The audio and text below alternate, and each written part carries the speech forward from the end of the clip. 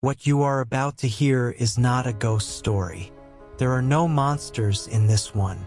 Just a hallway. Just one ordinary hallway on the 4th floor of a building you could walk past every single day without thinking twice. But once you step into it and the door behind you closes, you will understand why our narrator is still not sure she ever made it out. Stay with me. This one gets 4F for 6 years. I know that hallway the way I know my own hands. 11 doors on each side. 22 total. The elevator at the far end, the stairwell door beside it with the broken handle that never got fixed. I could walk it blind. That is what I thought until the night I stepped outside to get my package and the hallway did not end. It was a Tuesday, a little past 9. I remember because the true crime show I was watching had just gone to commercial. I opened my door, took 2 steps out, and reached back to keep the door from latching behind me. But it latched anyway. The spring catch clicked and that was that. I was not worried. I had my key. I would grab the box, come back, unlock the door. Simple.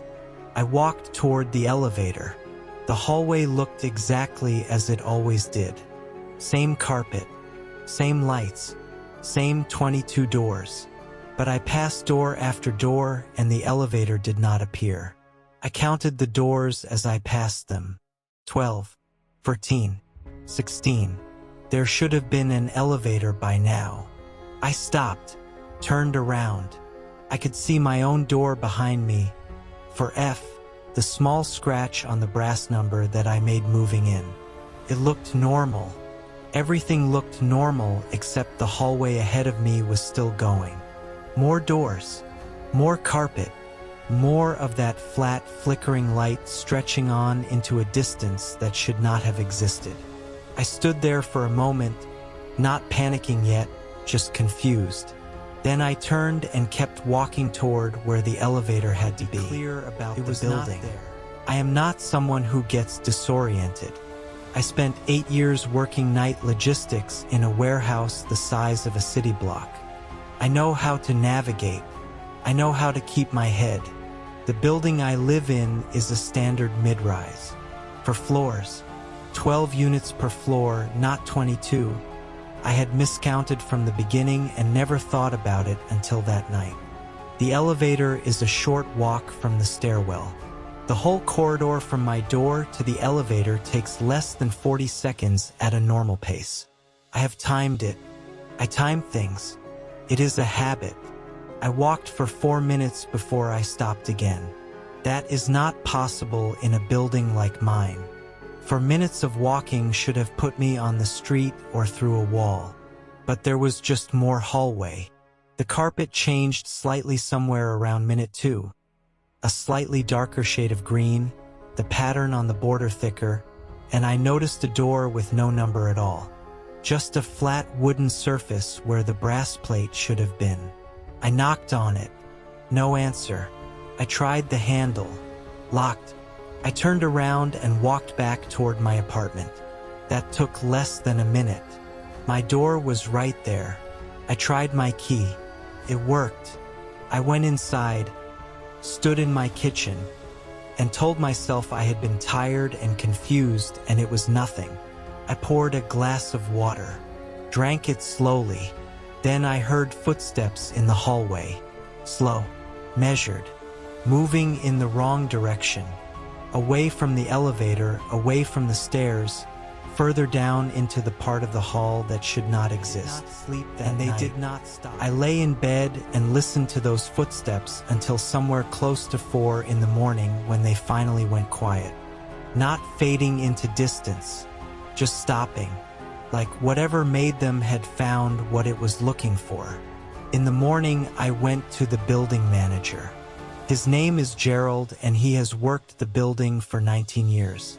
I told him the hallway outside my floor seemed longer than it should be. He looked at me the way people look at someone who is having a slow breakdown. He said the 4th floor hallway is 41 feet. He said he had measured it himself recently because a tenant complained the lighting was uneven. 41 feet, 12 units per floor. I had miscounted for years.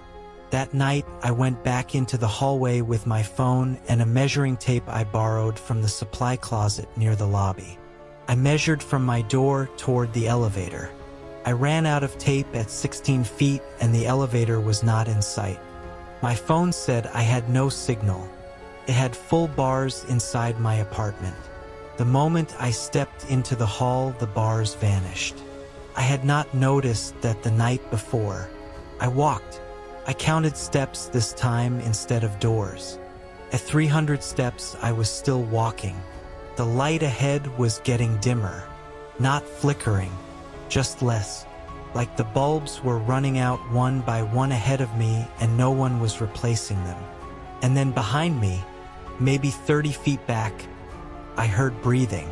Not footsteps this time, just breathing, slow and even. The kind of breathing someone does when they are being careful not to make a sound. I did not turn around.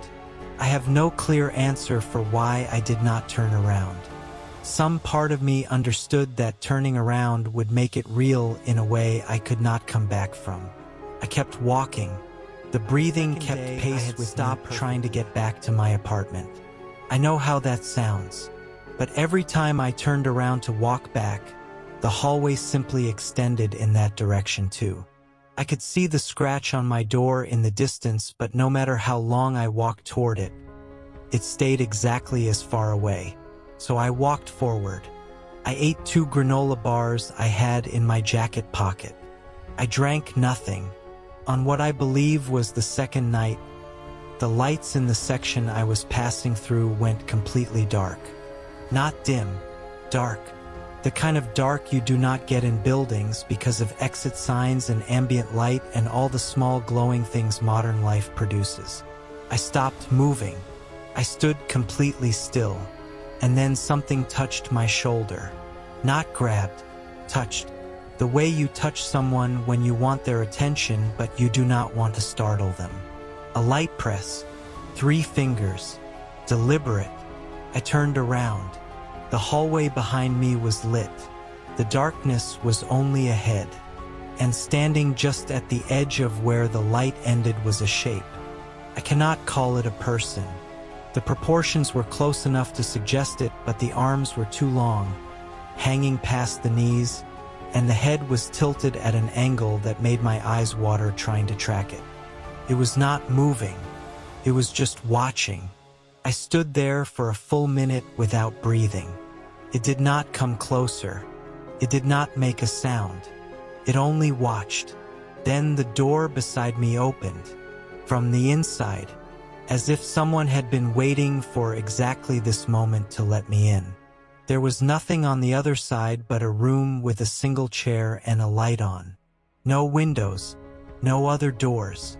But it was away from the shape in the hallway, and I went inside and I shut the door and I held it shut with both hands until my arms stopped shaking. Apartment 4F. Morning light through the curtains. The show I had been watching was still on the television, stuck on pause at the commercial break. My package was on the kitchen counter, opened. The granola bars were gone from my jacket pocket. 3 days had passed according to my phone. 3 days with no calls out and no calls in. My neighbor texted asking if I was okay because she had heard sounds from my apartment. She said it sounded like pacing.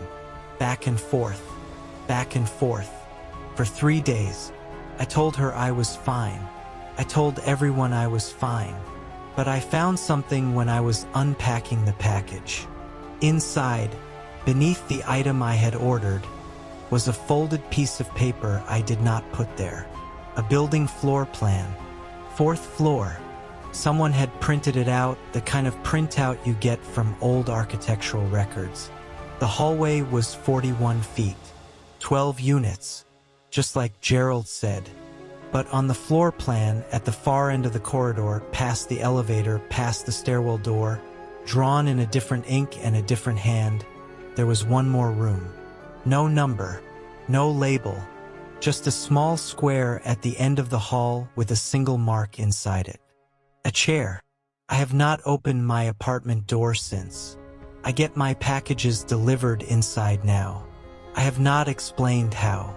Some things are easier not to explain. What I know is this. Something in that hallway had my address before I ever moved in. And whatever was waiting in that room at the end did not follow me home. Listening to the 3 a.m. Scary Stories podcast. If you want more eerie, unsettling, and unforgettable stories like this, consider subscribing so you don't miss the next one. Until next time, keep your doors locked, keep your eyes open, and try not to wake up at 3 a.m.